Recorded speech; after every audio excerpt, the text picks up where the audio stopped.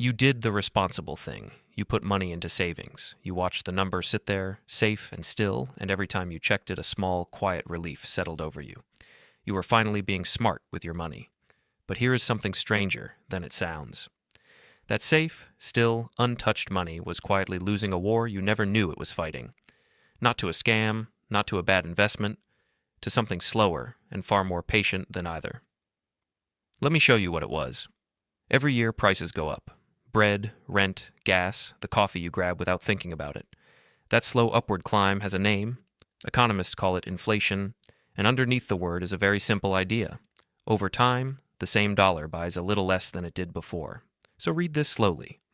The dollar in your savings account does not shrink. The number on the screen stays exactly the same. What shrinks is what that dollar is able to do.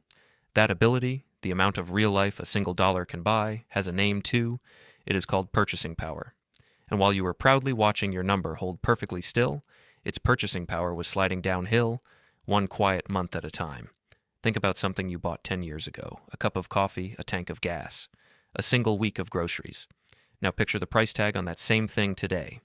The item did not change. The coffee is still just coffee. What changed is the number of dollars it demands from you.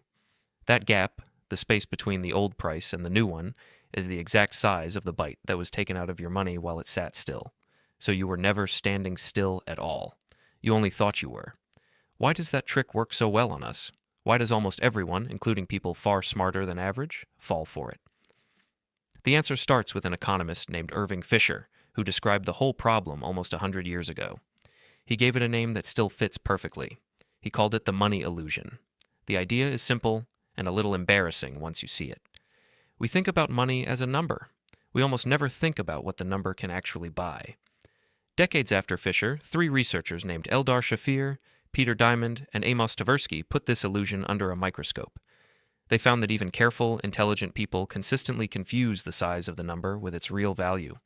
We feel richer when the number grows, even in the moments when that bigger number buys less than the smaller one used to. Picture a raise. You walk into work and you are handed a 2% raise. It feels like progress. It feels earned. But that same year, prices climbed 3%. On paper, you make more money than before. In real life, you can afford less of it. You took a pay cut wearing the mask of a reward. You see this everywhere once you know to look. A product goes on sale, and the bigger price crossed out makes the smaller price feel like a victory, even when that smaller price is still higher than you would have paid a year ago. A salary that climbs slower than prices feels like a career moving forward when it is really a treadmill speeding up beneath your feet. The number says one thing, reality says another. And almost every single time, we believe the number. That is the money illusion in one breath.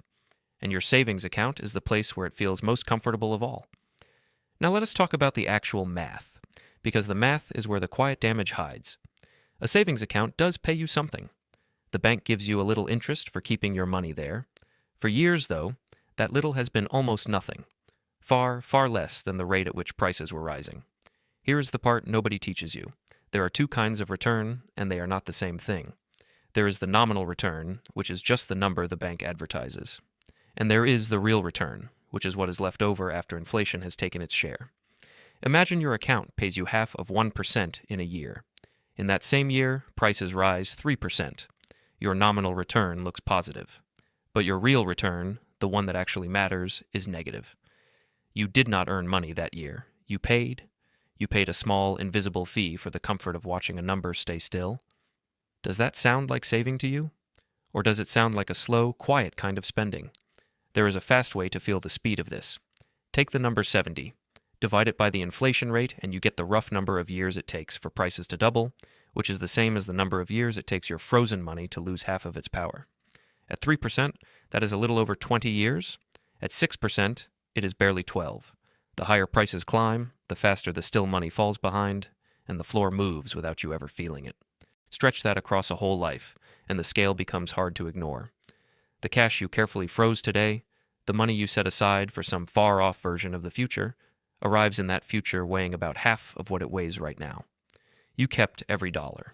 You simply lost half of what each one could do. This is where the deepest twist lives. And it flips everything you have ever been told. You have always heard that cash is safe and investing is risky.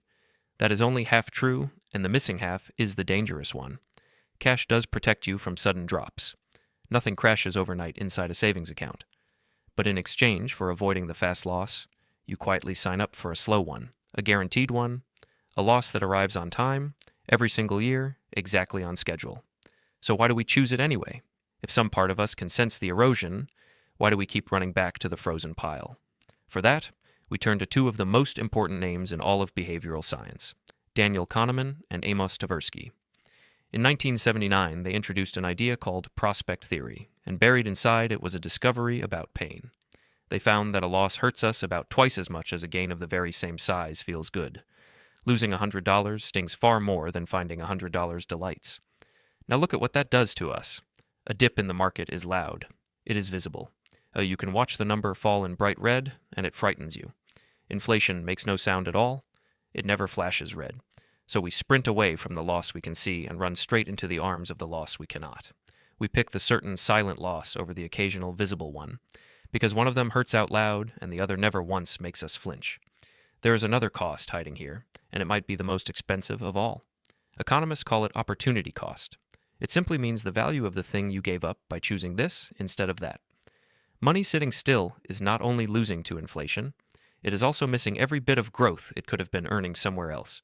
That missing growth never shows up on a statement, it causes no pain, and that is exactly why it ends up costing you the most.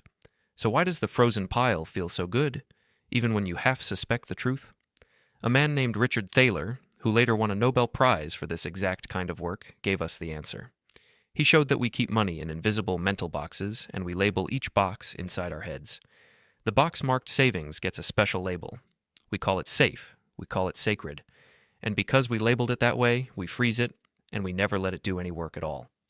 There is a final piece, and it is the one that should sting a little. A researcher named Hal Hershfield studies how we relate to our own future selves. What he keeps finding is genuinely unsettling. We treat the future version of ourselves almost like a stranger. We do not feel that person, so we do not truly act for them.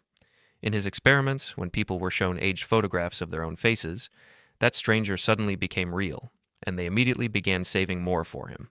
Sit with the irony of that for a second. You hoard cash because it feels like a gift to your future self. But the gift you are carefully wrapping shrinks a little every year. It waits. You are handing that future person $1 with half its strength quietly drained out of it. Look at the modern habit, and you will see all of this happening at once.